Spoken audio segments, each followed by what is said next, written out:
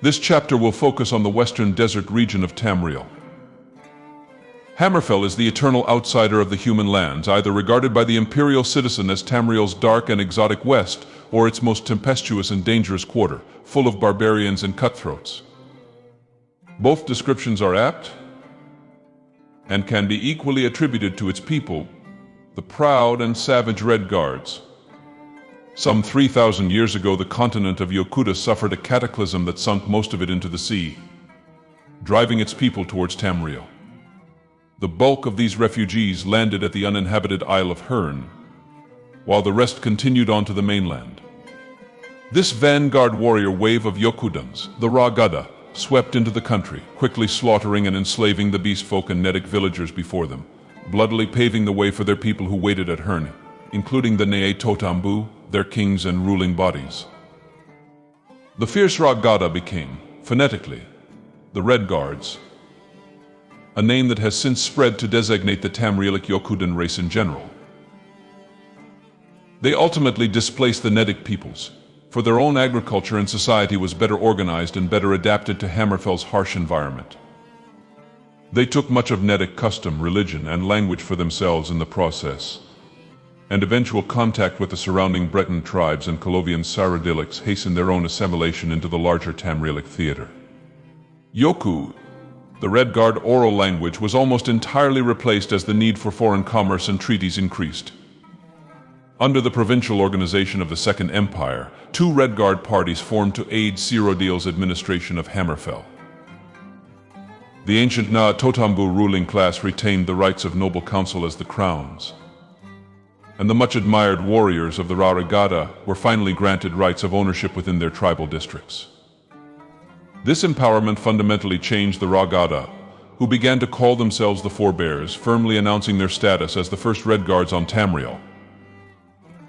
This republic, however, lasted only so long as the Cyrodiils were strong enough to support it. During the imperial interregnum, control reverted back to the hereditary monarchy of the Na Totambu.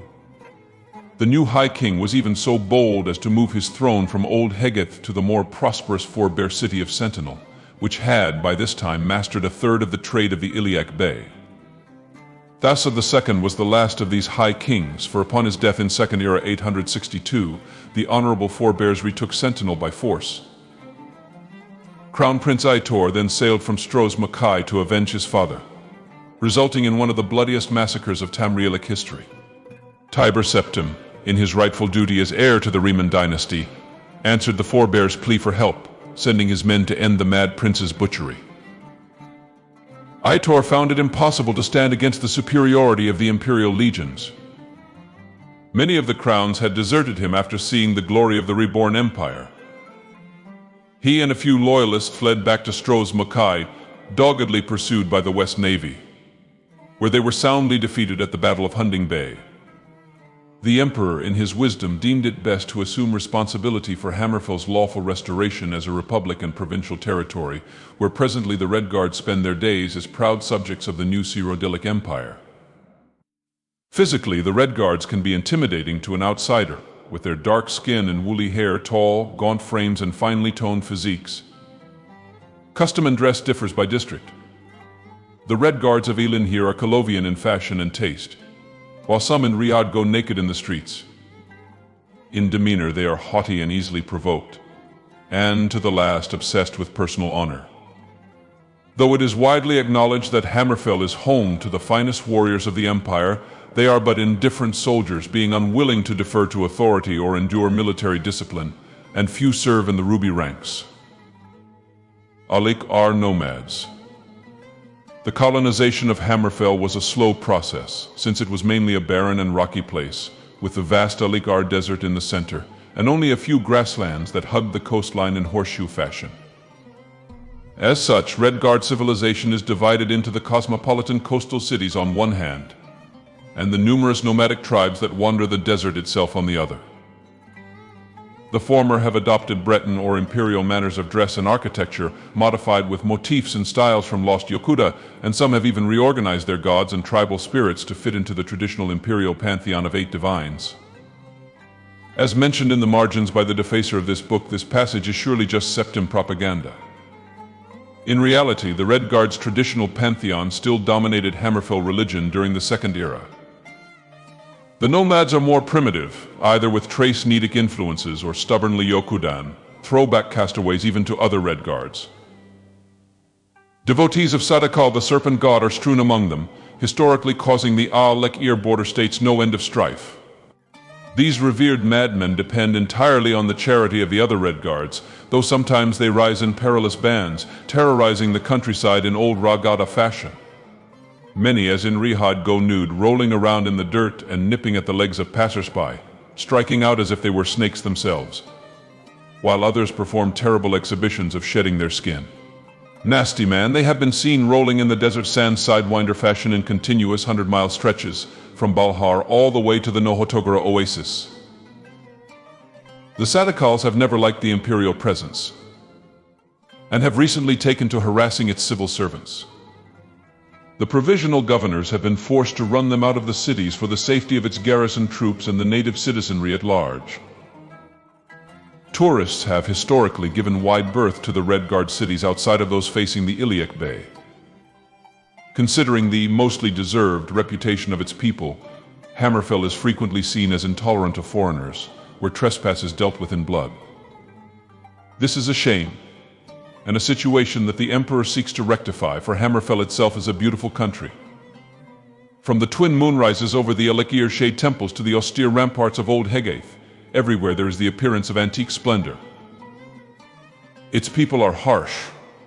400 years of internal conflict and corrupt government have made them so. But taken singly, the Redguard is often a masterful work of a man.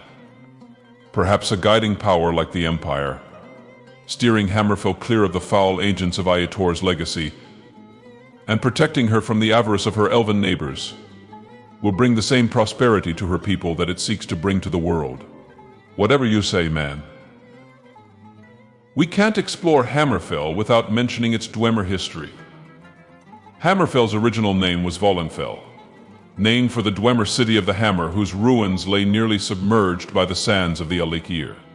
Legend holds that these Dwemer were the self-exiled Rorkan clan of Resdayn, who refused to participate in making peace with the Dark Elves. Thus the Rorkan chieftain threw his mighty hammer, Volendrung, across Tamriel, promising to lead his clansmen to wherever it should fall. This mythic image has been depicted on the walls of several ruins in Hammerfell. A mass exodus of golden-clad dwarves trudging through the Cyrodiilic forests, Volendrung a falling star in the night sky before them, urging them on. Sadly, these same ruins offer no clues to the mysterious disappearance of the dwarves from Tamriel, which was everywhere the same circa First Era 700. Before quitting this subject, we might as well address the oft-used misnomer for the Dwemer, the dwarves.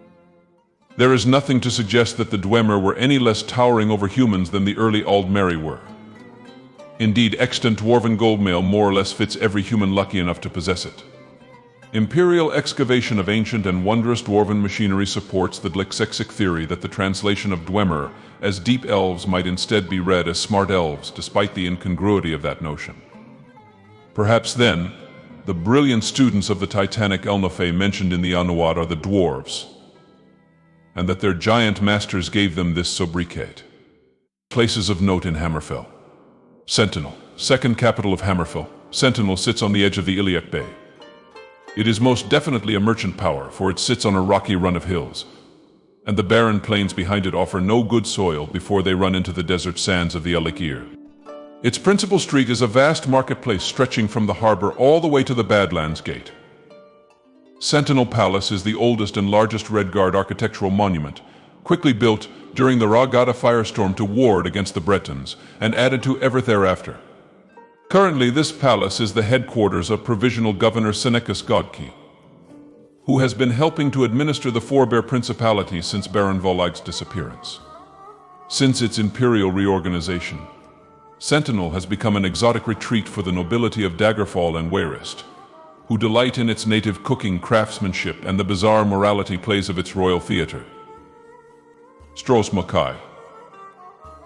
Formerly the Principality of Thassa II's heir, Aitor Stros Makai's small island serves as the office of Provisional Governor Emil Richten, who is charged with the protection and patrol of Hammerfell's barbarous southern coast. Lord Admiral Rickton was the officer who defeated Prince Aitor in the Battle of Hunding Bay, and is the latest of a long line of heroes to serve in the Colovian West Navy. Strosmokai itself would be an unassuming little port, famous only for its Dwemer ruins, were it not for its presently strategic location near the Cape of the Blue Divide, the waters of the dread Aldmeri Dominion. This is all for the chapter on Hammerfell's history. In the next we will read about the Septim Empire's recount of the lands of the Aldmeri Dominion, the Somerset Isles and Valenwood.